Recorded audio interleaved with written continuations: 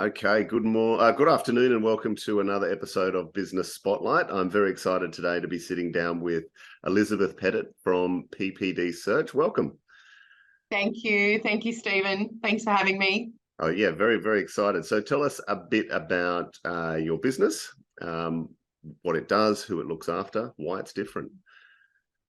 Sure. So PPD Search is a recruitment firm that looks after clients in the healthcare industry, primarily in pharmaceuticals and medical devices or medical technology, medtech, if you like. And we recruit across all job functions from junior to CEO level across ANZ, so Australia and New Zealand. The majority of the roles that we would recruit are in Australia. And we've been going for nearly 17 years. Wow. Congratulations. Thank you. You wanted to know why we're different? Yeah, absolutely. Yeah. So I guess it's the perception of companies like ours is that everyone is the same, but it's the art of recruitment, if you like. I've been a recruiter for 30 years. Was always working for other people and decided to start my own business in 2006. And then we have a team of very experienced recruiters in healthcare. And it's a very small team. We're a very boutique niche business, but we cover a lot. And I guess the difference that our difference is our people, really, and the experience level of and tenure of our people. Most of our competitors don't have that level of experience and tenure. Not all, but most wouldn't have that. Fantastic. Yeah, there's value in niching, absolutely. Yeah, 100%. Yeah, very, very much recommend that, having a specialisation, definitely. Excellent. So 17 years in, how would you describe the journey over nearly 2 decades? It's hard. I mean, having a small business is really difficult. There's lots of ups and downs. It's a bit of an emotional roller coaster. I'd say it's stressful, but I wouldn't have it any other way after working for other people for if I look at my recruitment career, which is really most of my career. I worked for 13 years for others, and that was a good experience, good and bad, but good in that I learned a lot about what not to do and took away what not to do, and then took away what I thought was good. But it's been a great journey, but it's hard. It's hard having your own business. It's long hours. I've worked probably most weekends for 17 years. I'm not saying I've worked all day Saturday and all day Sunday, but certainly I would just spend sort of 5-6 hours on a Saturday or Sunday just catching up on things that I haven't been able to get to. So on Monday, I can start Monday fresh with, okay, well, this is what I need to achieve this week. It's been an amazing journey, but I would say it's not for everybody, and it's not for the faint-hearted having your own small business. Yeah, good advice. And what's been the big learnings or growth for you personally over that journey? That's a really good question. And I think I've learnt, hopefully, to be a better leader, and probably as a leader, I'm incredibly supportive, I think. Hate talking about myself in this way, but, I believe in servant leadership, so I'm there for my people so they can achieve and have success, and that's how you keep people. Otherwise, you've got turnover issues, which we don't have, thank goodness. But I learn, when I think about, I'd have to really think about the key learnings, but I learn every single day, and I learn from my people every single day, and I don't know everything at all. I love learning, so I really embrace learning new things all the time. I think I've become a bit tougher in dealing with people. I was probably much softer in the beginning because I really wanted to win business, because I started from nothing. I started the business from completely nothing. Mm-hmm. So I would agree to lots of stuff that I wouldn't agree to anymore. So that would Yep. be a key learning, that I'm a bit tougher with, things like terms of business and things like that. But I'm not to the detriment of business. I think about, what I really want to work with that client. So what can we compromise on? Excuse me. Yeah, that's fantastic answer, and I think there's a huge lesson in that ability to say no to certain things. As an entrepreneur, the list is endless. So your ability to choose what to say no to is very, very valuable. Yeah, definitely learned to say no more. Still learning that. I'm still not great at it, but I'm still learning. But definitely say, or I say, I used to say, yes, no problem. Yeah, I'll do that for you. I'll do that for you. And we won't charge you for that. And we won't charge you for that. But what I do tend to do now is say, let's come to a compromise. What if we do this instead? And so I go down that path. But you've got to be willing to say no to business, or if the client doesn't agree with you, say, okay, well, I'm walking away from that, because you have to value what you do, right? It's really important to value yourself and what the business can deliver. Mm-hmm. Yeah. So if you just say yes to everything that everyone wants, you can often take away from the value that you bring. So you've got to be confident in that, that you're good, and then that you can add a lot of value.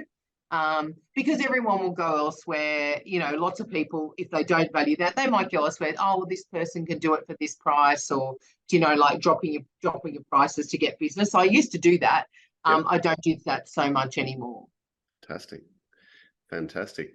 Can you tell us more about your leadership style? I heard you mention servant leadership, and that you haven't got a retention problem. So I'm very curious there.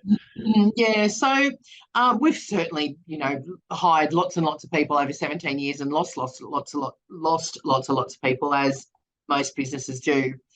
But probably learned to listen more. Mm-hmm. I've got a big personality, so I have to stop and listen. And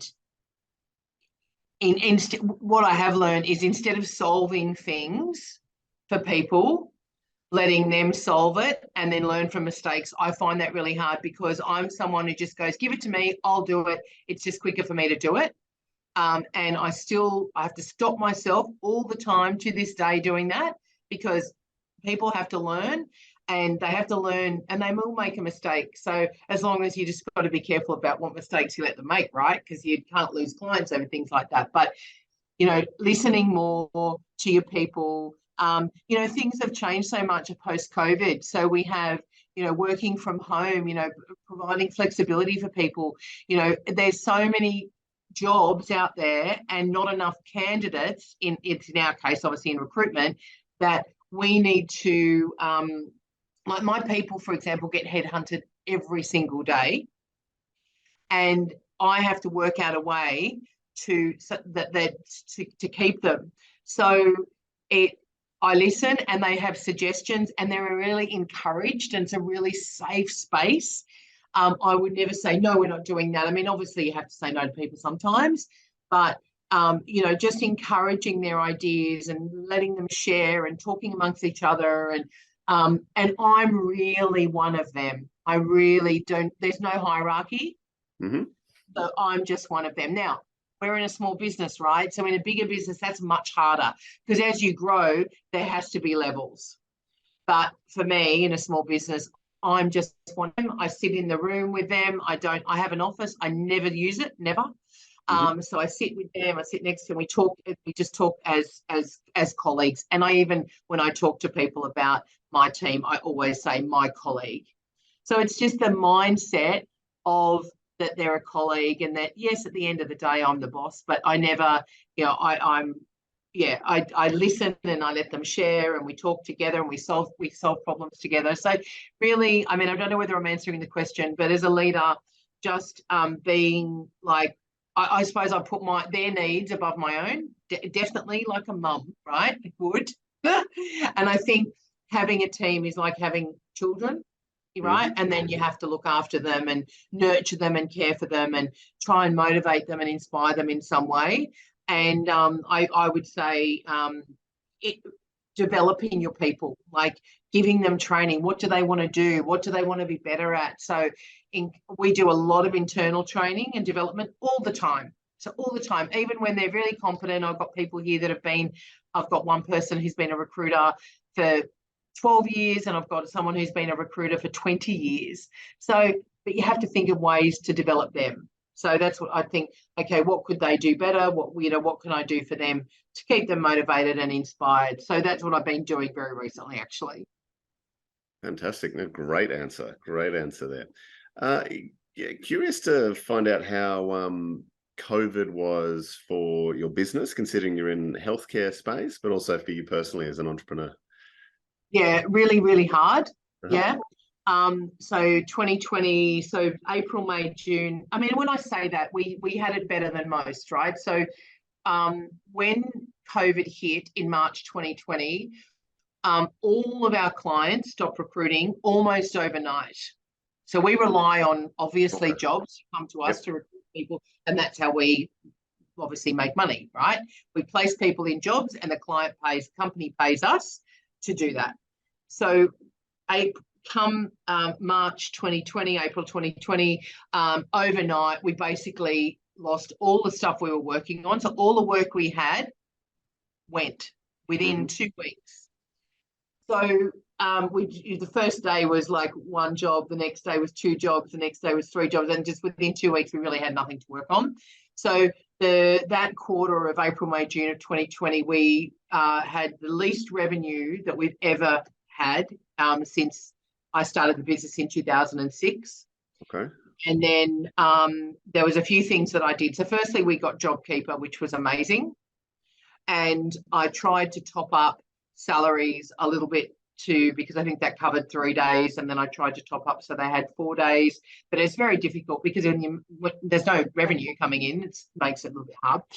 And then this might be a really interesting story. So I have a network of people of other recruiters, and I put it out there to them that I had 2 people that are young. They couldn't pay their rent with 3 days a week on JobKeeper and support themselves. And so I said, does anyone need anyone? And one guy said, we're really busy. We're really busy. I can take both of your people and we had like other people in the team, but for those 2 especially that really needed the money, I can have both of them. I really need help. Can I have them for 4 months? Because we knew COVID in 2020 was going to be sort of, come probably to the end of the year, it was going to be a challenge for anyone in business. So he said, I can have them till you need, well, in fact, I think he said, I can have them till you need them back. Wow. So I said, and the government messages were that this is probably going to go on for a long time. And so he took them off me. They worked full-time for him. So they got full-time salary on what I was paying them. He paid them. And then they came back to me in January of 2021. During that time, though, also we won a very big piece of business just out of the blue. Someone was looking after me, and we won a very big piece of business, and that really, really helped us, and that carried us through financially to basically the beginning of 2021. Wow. And then you brought them back in, the team. In January 2021, they just came back to me. Oh, yeah. What a great story. Very lucky, though, very lucky, because if we hadn't won that very big piece of business, honestly, it would have been a very different story.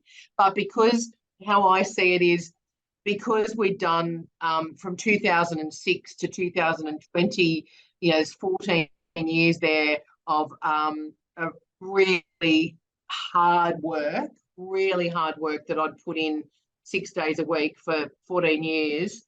And someone had recommended us to this company, and they had like 70 jobs to recruit. Right. So all of a sudden, we were given 70 roles, right, to recruit across Australia. So we were very blessed. But I think that's a bit of luck, but also hard work pays off.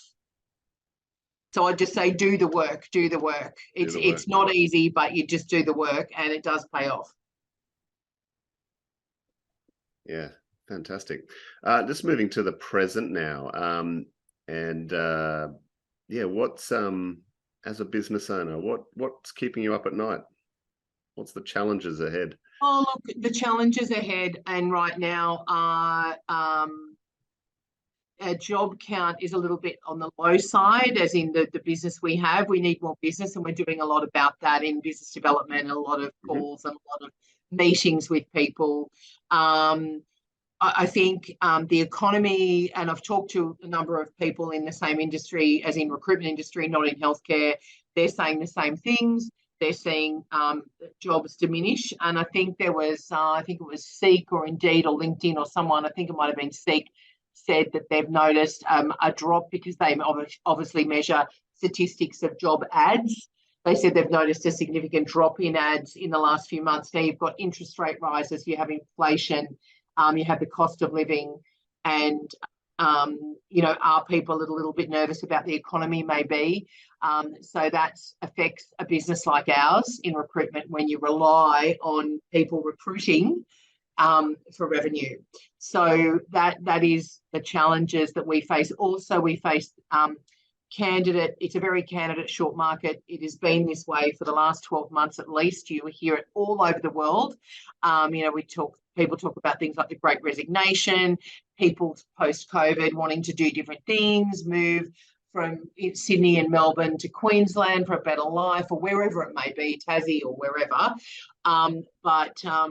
So yeah, I'd say the economy, the way that the economy is at the moment, affects businesses like recruitment, because jobs, obviously jobs get taken away and people get nervous about recruiting. And can we do without that headcount? We need headcount approval? We noticed a lot more headcount approvals. Yeah. So waiting for that, and that takes time, especially we work with mainly global companies. There's only a couple of companies that we work with that are purely Australian owned. Mm-hmm. The majority of our clients are US owned or European owned, but probably US mainly. And then when something happens globally in the US, it affects Australia. What's the I guess because you're a local Sydney business, you're serving these global firms. What's the secret to getting that right? Remembering that it's probably a little bit simpler than that, because we're recruiting people in Australia. Yeah. So even though you have to. Yeah, that's a good question. When I think about servicing global firms, well, all I really did, especially in the beginning, was build a relationship with local leaders. Mm-hmm. Sometimes we have to go to Asia Pac, like Singapore. There's a lot of leaders that sit in Singapore that manage Australia. But really, it's not complicated. It's a very relationship-driven business. I think I would say, and I think everyone in sales knows this. I mean, we're in a sales business basically, but recruitment and sales. But people buy from people that they like. Yep. So if you're liked, it's for anything, a restaurant, a shop you go into, if you like who's selling to you, you tend to buy from that person or go back there. If you don't like the person in the restaurant, or you don't like the person that's selling to you in a shop, you won't go back there. It's the same with any sales role or sales profession.